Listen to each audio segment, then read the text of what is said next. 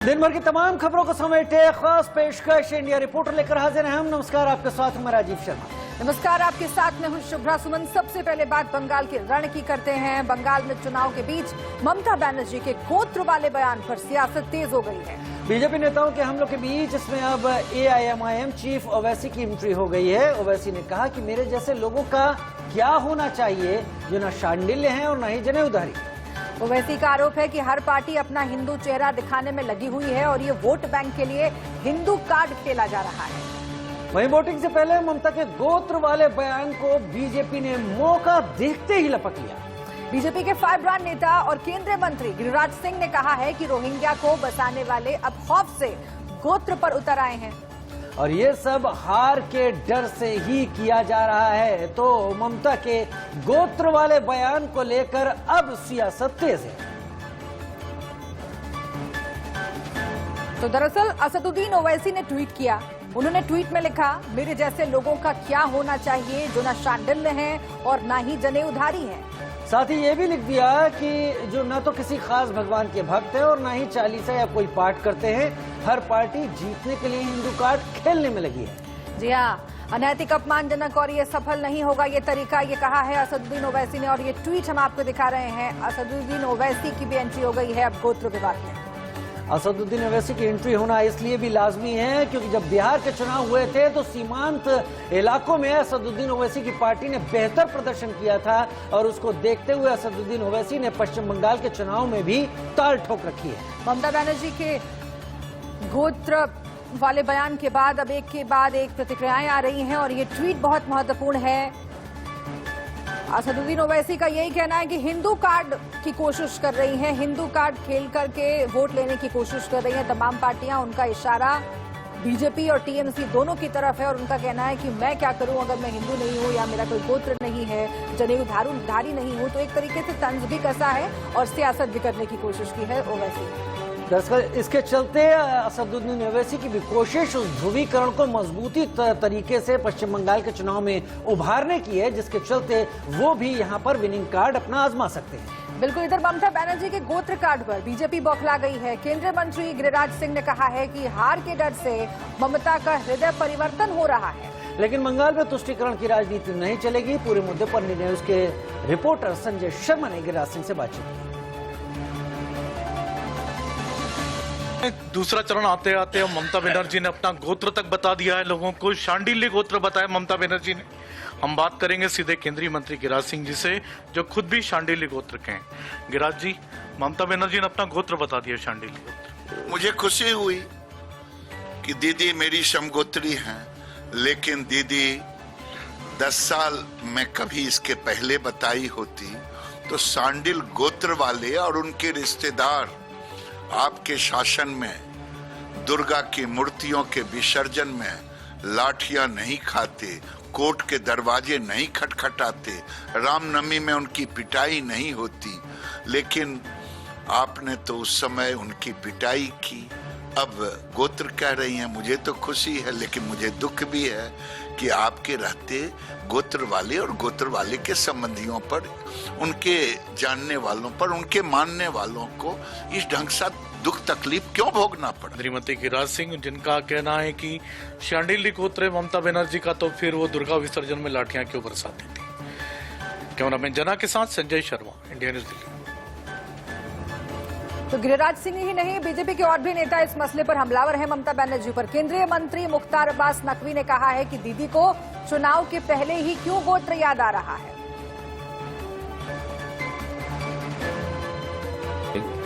कि रूम में टोपी, रोड पे तिलक। अब इनका ये जो सेकुलर सिंडिकेट है, इस सेकुलर सिंडिकेट का तो कुछ कह नहीं सकते आप। इनकी तमाम देखिए असम में कैसा सेकुलर सिंडिकेट चल रहा है। बदरुद्दीन साहब सेकुलर सिंडिकेट का हिस्सा है, वहाँ मुस्लिम लीग हिस्सा है, यहाँ पर भी एक साहब हिस्सा बन गए। तो ये जो कुछ टोटल पॉलिटिकल पाखंड है, ये पॉलिटिकल पाखंड पूरी तरह से एक्सपोज हो रहा है, जनता के बीच में एक्सपोज हो गया। आज जनता जो है वो विकास देखना चाहती है, आज परफॉर्मेंस देखना चाहती है। आप परफॉर्मेंस में जीरो हैं, आप पंगे में हीरो बनी हुई हैं। ये लोगों को राइट्स दिलाने के लिए नहीं है, ये इलेक्शन में वोट के पोलराइजेशन करने का एक जरिया है जो इन्होंने अपनाया है। मैं समझता हूं कि इस किस्म की हरकतें करने वाले सिर्फ प्रोवोकेशन के जरिए से पोलराइजेशन करना चाहते हैं। इनको किसी के राइट्स की चिंता नहीं है। अगर राइट्स की चिंता ना हो, इतनी नाइट की चिंता होती तो इस तरह से लोगों को जेल जो भेजा जा रहा है वो ना भेजा जाया था।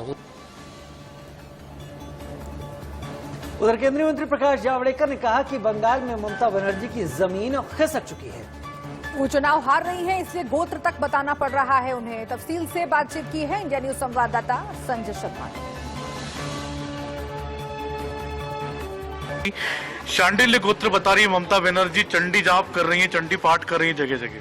वो इसका मतलब है कि वो चुनाव हार रही है, ये वो समझ रही है और इसलिए अब जो भी सहारा मिले, डूबते तो डूबके को, डूबने वाले को तिनके का सहारा, ऐसी उनकी स्थिति है और इसलिए ये अब दांव नहीं चलेगा। ऐसा है, अगर आप गोत्र कहने वाले हो और जय श्री राम को विरोध करते हो, आप गोत्र कह रहे हो और आप दुर्गा पूजा पे विसर्जन को परमिशन नहीं देती, लाठीमार करती, तो ये जो सब चलता है लोग सब समझते हैं क्या ढोंग है, क्या सही है। सिर्फ प्रधानमंत्री जी की बांग्लादेश यात्रा पर भी सवाल खड़ा किया। ममता जी ने चुनाव आयोग को शिकायत की। हद तो हो गई। बांग्लादेश के साथ हमारे सबसे बेहतरीन संबंध शेख हसीना वाजेद और अभी मोदी जी के दोनों सरकारों के दरमियान जो बने हैं, उससे कितना लाभ हुआ है, कितनी कनेक्टिविटी मिल रही है, कितनी बातें हो रही है, तो उसको उसी अर्थ में समझना चाहिए। उसको बंगाल के चुनाव ये कौन सा मुद्दा है? ये थे केंद्रीय मंत्री प्रकाश जावड़ेकर, जिनका कहना है कि ममता बनर्जी की जमीन खिसक चुकी है, वो चुनाव हार रही है लगातार, इसीलिए उनको अपना गोत्र बताना पड़ रहा है। कैमरामैन जना के साथ संजय शर्मा, इंडिया न्यूज दिल्ली। और इस बीच वोटिंग से पहले मौका देखते ही बीजेपी ने ममता का बयान लपक लिया है।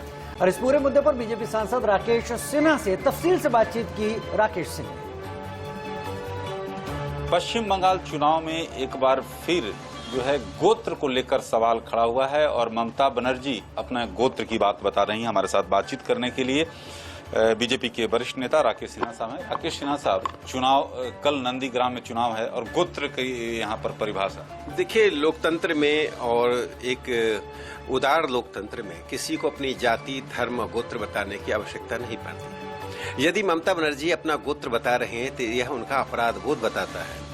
यह अपराध बोध वह है कि उन्होंने पिछले एक दशक से पश्चिम बंगाल में हिंदुओं को सताने का काम किया है और मुसलमानों की तुष्टीकरण ही नहीं किया है, बल्कि जिहादी ताकतों को प्रोत्साहित करने, प्रश्रय देने का काम किया है।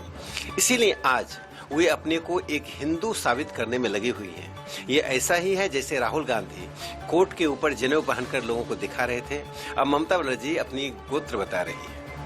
कैमरामैन पंकज के साथ राकेश कुमार सिंह, इंडिया न्यूज। और अब आपको ममता बनर्जी का नंदीग्राम वाला वो बयान हम सुनवाते हैं जिसको लेकर घमासान मचा है। त्रिपुरेश्वरी मंदिरे पुजो दिते गिয়েছিলাম। সেদিন আমার সাথে যারা ছিলেন তারা জানেন, আমাকে জিজ্ঞেস করেছিলেন পুরোহিত মশাই, মা তোমার গোত্রটা কি?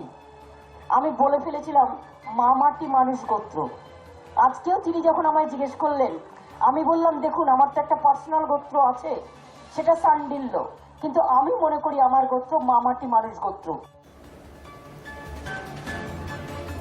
अब सवाल यह है कि आखिर क्यों ममता बनर्जी चुनावों में खुद को हिंदू साबित करने की कोशिश कर रही है?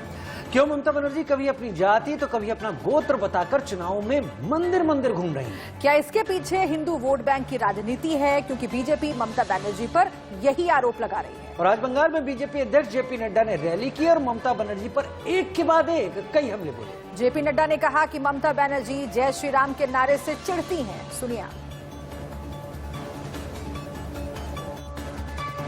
राम का भव्य मंदिर, भगवान राम का भव्य मंदिर बन रहा हो और भारत के प्रधानमंत्री वहां शिलान्यास कर रहे हो, तो बंगाल में कर्फ्यू लगा दो। ये तरीका है क्या? ये तरीका है क्या? इसको चलने देना है क्या? क्या भगवान श्री राम का भव्य मंदिर अयोध्या में बनना चाहिए कि नहीं बनना चाहिए? बनना चाहिए कि नहीं बनना चाहिए? तो फिर बंगाल में कर्फ्यू क्यों? इस साल मैंने देखा कि टीएमसी के कार्यकर्ता बड़े बढ़ चढ़ करके सरस्वती पूजा मना रहे थे। अरे इस साल तो मनाने लगे, 4 साल कहां थे? अब तो ममता जी भी वो चंडी का पाठ कर रही हैं, तो पहले क्यों नहीं किया? अब क्यों याद आए? अब इसलिए याद आए कि बंगाल की जनता ने बता दिया है ममता जी का जाना तय है, भारतीय जनता पार्टी का आना तय है। और वहीं बीजेपी महासचिव तरुण चुग ने कहा है कि ममता दीदी की हार तय है, इसीलिए दीदी ऊटपटांग बयान दे रही है। और पूरे मुद्दे पर India news reporter Sanjay Sharma ने चुग साहब से बातचीत की। सब कुछ छोड़ के नहीं, पूरी तरह हार को देखकर नंदीग्राम आई है। अपने हाथ से निकलती हुई सत्ता को देख के वो नंदीग्राम आई है और नंदीग्राम ममता बनर्जी के लिए वाटरलू साबित होगा। निश्चित उनकी हार भी निश्चित है, ये जाने वाली है। और ममता बनर्जी का जो भाषा है, जो उन्होंने भाषा बयानों में बोलनी शुरू की है, भाषणों में बोलनी शुरू की है, और ये बौखलाहट की निशानी है। ये हार के तरफ उनके बढ़ते हुए कदम है। ममता बनर्जी ने चुनाव आयोग से शिकायत की है कि प्रधानमंत्री नरेंद्र मोदी ने आचार संहिता का उल्लंघन किया है बांग्लादेश जाकर के। देखिए, आपको जय श्री राम से बदबू आती है, आपको भारत माता की जय से बदबू आती है, आपको वंदे मातरम से बदबू आती है, आप सेना के शौर्य का हिसाब मांगते हो, आप बाटला घाट में आतंकवादियों के साथ खड़े होते हो, आप कन्हैया कुमार को अपना आदर्श मानते हो, और मोदी भारत माता की जय कहता है, वंदे मातरम की जय कहता है। बंगाल भारत के साहित्य को, संस्कृति को श्री नरेंद्र मोदी जी पूरे विश्व में फैला रहे हैं और आपको उसमें बदबू आ रही है। क्या बंगाल की संस्कृति की चर्चा करना अपराध है? क्या भारत की संस्कृति पर सम्मान करना अपराध है? क्या भारत के गौरव के जो स्थान हैं, गौरव के पल हैं, गौरव की गाथाएं हैं, उनको गाना अपराध है? ममता जी मत कहिए, आप तो हमेशा रोंगलिया के साथ खड़ी रही, घुसपैठियों के साथ खड़ी रही, घुसपैठियों के पहरेदार बन के खड़ी रही। आपको जय श्री राम से बदबू आ रही है। अब आपको लगता है कि बंगाल की मां मानुस और माटी की बात मोदी क्यों कर रहा है? अरे मां मानुस की बात भारतीय जनता पार्टी, मां मानुस और माटी की चर्चा हमारी गुड़ती में है। श्यामा प्रसाद मुखर्जी इस माटी को इतना प्यार करते थे कि बंगाल से चलकर कश्मीर तक की यात्रा उन्होंने की, शहादत दी। भाजपा की डीएनए में मां मानुस और माटी है।